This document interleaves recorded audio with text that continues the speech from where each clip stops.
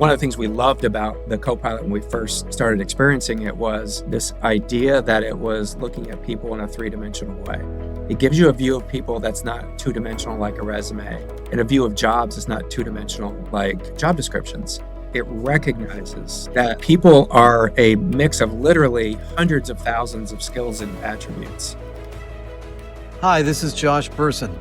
Welcome to the What Works podcast, where Josh Burson Company analysts talk with innovative HR and business leaders about what's really working in talent, technology, and the future of work.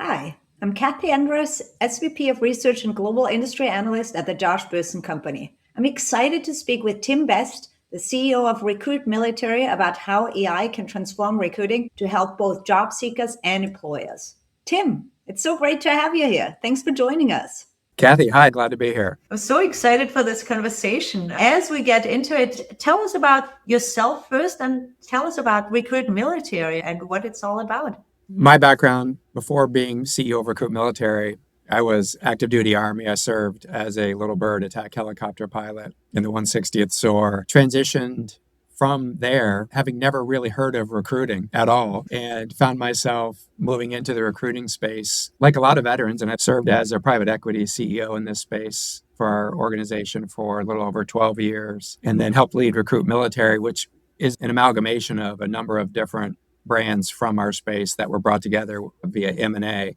over the past 15 years, and led us through a management buyout of the business back into an employee-owned, investor-owned organization where there's a pretty large group of our teammates who own this veteran-owned business, RecruitMilitary, today. Wow. So what does RecruitMilitary do? We're a connector. We connect employers with military community job seekers. And we get out there and execute that mission every day by really delivering a suite of products and services that bring those audiences together. We run world-class career fairs across the country. We run over 100 of them a year. And then we actually have our own proprietary virtual career fair technology, which we launched last year. So we're able to really help employers reach veterans across the country, but also across the globe. And we're able to service members and their families who are overseas in remote locations. And that's been huge for us. We also form connections via placement services. We have the world's largest veteran-focused job board where we help employers and job seekers engage digitally. We have a full suite of employer branding products and recruitment marketing products that help especially more sophisticated employers really execute building their brand in front of the military and veteran community in a really pretty awesome way. And we run some other bespoke events that specialize in veterans with special educational backgrounds, like our MBA veterans event that we run every year. And then Kathy, probably one of the most exciting things that we launched over the past couple of years was our partnership with Findem to create an AI-enabled tool to really help bring what we do as a connector into this AI-enabled era. And really excited to talk about that more today.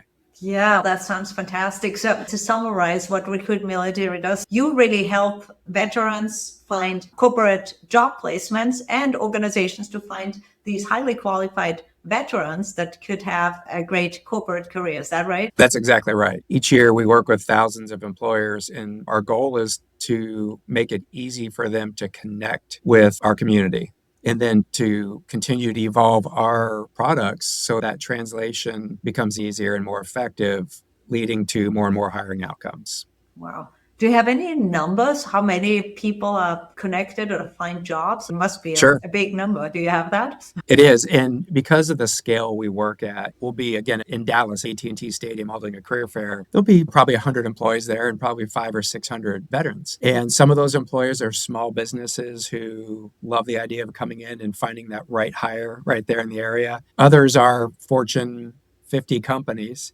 coming in, and it's a part of their overall veteran recruiting program. So the scale is quite large. One of the things we measure very closely is what we call connections. And again, we really look at ourselves as a connector. And in 2025, we created over 600,000 connections between employers and military community job seekers. That's so significant. Wow. 600,000 connections. Usually when you think about the corporate environment, how many people you hire, usually don't hire 600,000 in a year, but making these 600,000 connections, and maybe not all of them are going to result in a hire, right? But making these connections, helping with that translation, with making those connections. Wow. And what an Thank impact you. that has on organizations as well as on the veterans, of course, as well. And you know this, of course, firsthand. You lived in that and worked in that That's right. environment too. So, wow, That's really, right. really amazing. That's fantastic. So tell us a little bit more on how this journey into the AI age has been for you. Where did you get started? How did you even realize you wanted to jump in? Start with the beginning. What kind of business benefits or what business problems were you trying to solve as you were thinking about AI? I love that question. We want to be listeners first. And so we go out of our way to listen to employers, to listen to job seekers, to listen to transition professionals, to get an understand on where they're going and how they want to be brought together. And there's a lot of aspects of a veteran's successful journey. That's why we partner with great brands like DAV, who can bring in other really important aspects, onward operations of that journey. We focus on that connecting. So that's really where we hone in our listening. And about 6 years ago, our CTO, again, and Mike Frankham and I started getting focused from some of those listening sessions on what we called skills-based hiring. And we really believed that was what was coming. We didn't know exactly what that was going to look like. So I really tasked him with being outside of the walls of RecruitMilitary, working with other technology leaders, being at events where there's a lot of these kinds of conversations going on. Frankly, following a lot of great analysts like the Josh Burson Group, wanting to make sure that we could continue to develop our products in a contemporary way. Being honest, we didn't see the Gen AI movement coming 6 years ago. When it did, very quickly we realized we weren't wrong. It just was a much more accelerated version of what we were expecting. We had been engaging with a number of technology providers at the time, a couple of which focused specifically on veterans and kind of skills-based matching. And we were a little frustrated that we hadn't found one that understood the employer side. In the veteran space, Kathy, there's a lot of incredible organizations doing work on behalf of the veterans, but at scale, if you don't understand the employer's problems, there's only so much help you can provide. And we want to make veteran recruiting a normal part of any organization's hiring process. We don't want it to be a special project. When it's a special project, it's never going to be at the scale that it can be. Yeah. So Mike was doing his diligence, and in 2024, he started engaging with Heather from Findem, Hari from Findem, and the team. And he actually reached out to me after spending some face-to-face time with them at HR Tech and said, "Tim, I think I've found the partners." And I said, "Okay, well, why?" The two headliner reasons were they understand the employer side and what they've built is really compelling, but they also seem to have values that are aligned with ours. And they want to solve the problem for the right reasons. And I got very excited because I don't see Mike get excited very often. And quickly that led us into a really cool conversation that turned into a partnership, the Veteran Talent Source in 2025, that has really ushered in a new product area for RecruitMilitary and frankly for our community. And it really supports our other products and services in a really cool way. And we're excited to see how our customers continue to embrace it and bring it into their processes. So what is the Veteran Talent Source? Tell us more about that. And how does AI play into that? Sure. The Veteran Talent Source is a version of Findem's Copilot. It's an AI-enabled tool that basically on a single pane of glass brings in the capability for a talent team to have a really elite sourcing capability. One of the things we loved about the Copilot when we first started experiencing it was this idea that it was looking at people in a three-dimensional way. It gives you a view of people that's not two-dimensional like a resume, and a view of jobs that's not two-dimensional like job descriptions. What I saw very quickly that I loved was it recognizes that people are a mix of literally hundreds of thousands of skills and attributes. And Kathy, why this is so important to veterans and to our community, I'll just use myself as an example. I was a helicopter pilot, and the community I was coming out of had some of the best pilots on the planet in it and some of the most incredible operators on the planet. But I wasn't like a lot of them, and they're not like me. Yeah. But we were doing the same job. And the Veteran Talent Source and the Findem Copilot, what it does is it recognizes there's more to a person than what's on their resume, or to use veteran lingo, what their specialty was, their MOS in the military. Mm-hmm. And it says, who is Tim Best based on all of his skills and attributes? And then what their tool does so well it surfaces that in front of recruiters and talent leaders in a way that they can understand. They don't need to know anything about what an AH-6 Little Bird attack helicopter pilot was in the military. They can see why, and the AI actually helps them understand why Tim has been surfaced for this role that they're searching. It's a game changer when it comes to translating and getting through those transferable skills issues. And then you add to that, Kathy, that the Findem Copilot continuously is enriching profiles so that, who Tim was when he transitioned 25 years ago, if I was in someone's ATS, they're going to have a completely different view of who I am today. And you know this from the world you live in. Every employer is different. Their problems are different. Their needs are different. To just go to an employer and say, hey, we have this incredible new sourcing solution, that's great. A lot of big brands don't need more people at the top of their funnel. They need you to do a better job of understanding how to look at all of their inbound applications and become more efficient with those, to do a better job of regenerating all of the talent that's in their ATS, in their company, and they have no idea. And so find and put all of that in one place. I have a team of people across the globe, many of which have been in this industry for 10, 15, 20 years. None of us have ever seen a tool like this. And so being able to go into a co-innovation cycle with them and do something that really begins what I think is the biggest shift in military community recruiting since I've been in the industry is really special. Wow, fantastic. So let me just summarize that or clarify how this actually works. So a recruiter, for example, of one of your employer partners, would they use that solution? Would they use the talent source from Findem basically to say, I have this hiring need, this position basically that I need to recruit for?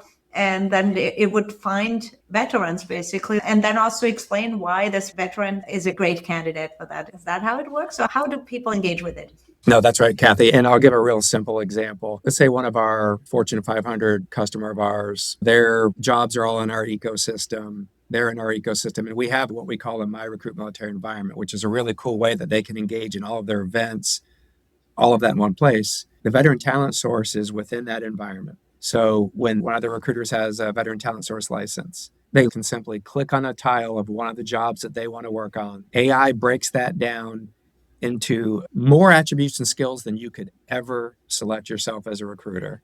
Then it executes a search, and you can very quickly and easily adjust that search. Or you could do nothing and let the Copilot suggest the top 50 matches for you. And this is where, again, this single pane of glass is so effective. That recruiter can then do a few calibration reviews to make sure it's their understanding. The AI will help it understand why this veteran with this background is a fit. They can even ask the AI, hey, tell me more about what a machinist mate in the Navy does and why they're a fit for this role. The AI will do that. It has 30 years of our data and experience and everything that's up in our brains developed into it. And then that recruiter can very quickly, using this incredible personalized campaigning feature, go out and create real customized messages. The tool will create these customized messages and make that outreach to those job seekers to then create that list of interested job seekers to begin the recruiting process. It's in a matter of a few button pushes, what would have taken days can be done with the veteran talent source. Wow. And some of the things, even if it had taken longer, you probably couldn't even do, as you said, right? Because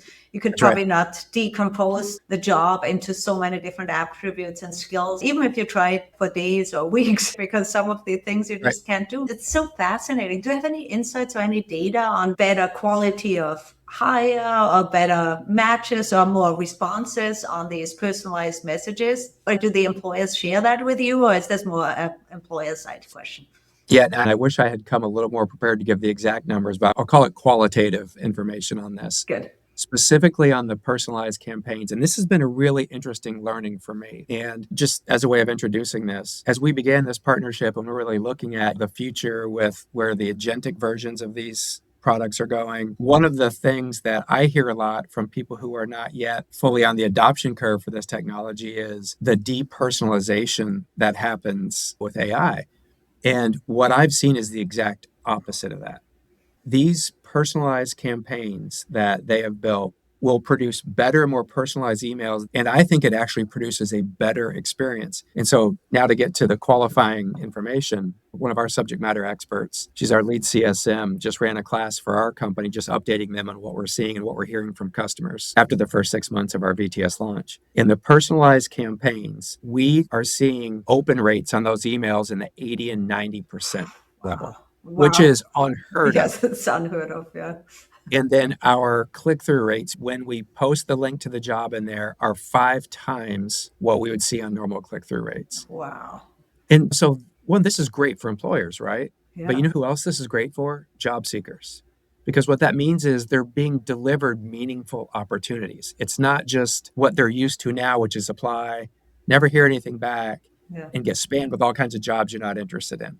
This is proving that technology can create a much better experience for both audiences. Yeah, wow. Those numbers are really unheard of and really amazing. We all get these spams from LinkedIn or other places, right? Where you get, oh, you should be interested in this job. And I'm like, not even close to what I'm doing, something that's not even in the same area at all. So having that good of a match, as you said, creates much better opportunities for the veterans too. Really fantastic. Wow. It does. And Kathy, if I could add one thing on that too.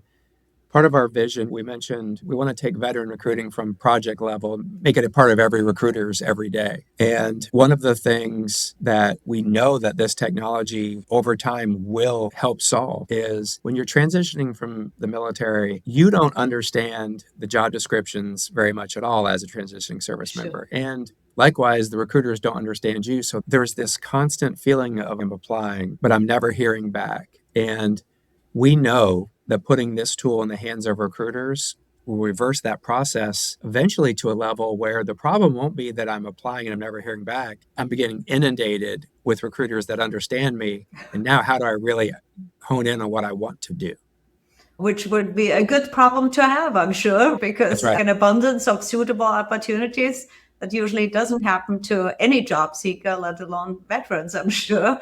And the AI could probably help with that too, right? It could help narrow it down and help you prioritize because it understands you pretty well as well. Wow, it is really fantastic. As you got started with AI, what was most challenging? What problems did you have, or did you encounter any problems or anything that you needed to get used to? Any challenges that you encountered there? Yeah, they were largely internal. And first was we had to move very quickly on this. And part of that was the partnership objective and something this big. This was a complete product change for us and a complete rate card change. So even internally, just building the change management cycles and going through that as a team, that was challenging. And our team is flexible and adapting, but still this was big and our team did an amazing job of it. And I'd say the biggest challenge was when we did launch. Our business development team did an amazing job of putting the work in and the training and developing vocabulary and expertise on how to bring it to market. But when we did, I think what we ran into quickly was our process was introducing all of our products and services to a demo process. And we were demoing this tool that is amazing. And all of a sudden, we introduced a much more complicated conversation and a really compelling tool into our sales cycle that none of us were really ready for what that was going to look like for the first couple of months. You go through those early periods and you're wondering, oh, did we do this a little too aggressively? We got through that after a couple of months and it was exciting to see us get through it. And the one other challenge is small and mid-sized businesses, they're more likely to jump in and try this. I had one of our strategists that works with large customers say something that I thought was perfect when we were talking about enterprise adoption of this sort of tool. And he said, everyone's talking about it. Nobody is casually adopting AI in big companies.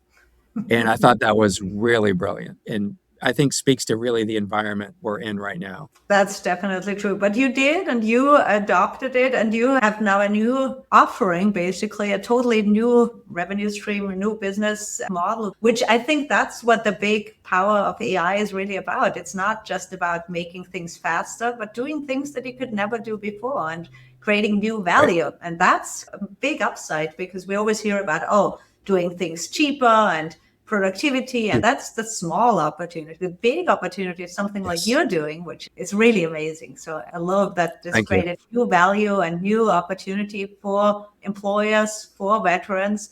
and for you, of course, for your company as well, to bring something so valuable to the market. What lessons learned would you share with the listeners as they are thinking about starting with AI and maybe thinking about how AI can create more value for their organization?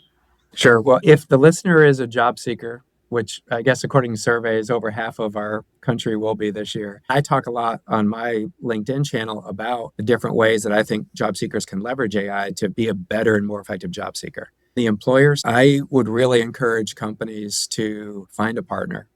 And this isn't a pitch for any of the organizations we've talked about today. Let's be realistic. You're not going to find the perfect solution today. The plane's being built as it's in flight. Find a partner you can trust and that you can grow with, and where your inputs and your feedback are going to be part of their design and evolution philosophy, and get on board. I actually really believe that finding the right tech partner, bringing in the right tools, can create happier employees by creating better lifestyles, better output. I think all that's possible. That's my vision for how this technology evolves. And I'd love to see employers really embrace that.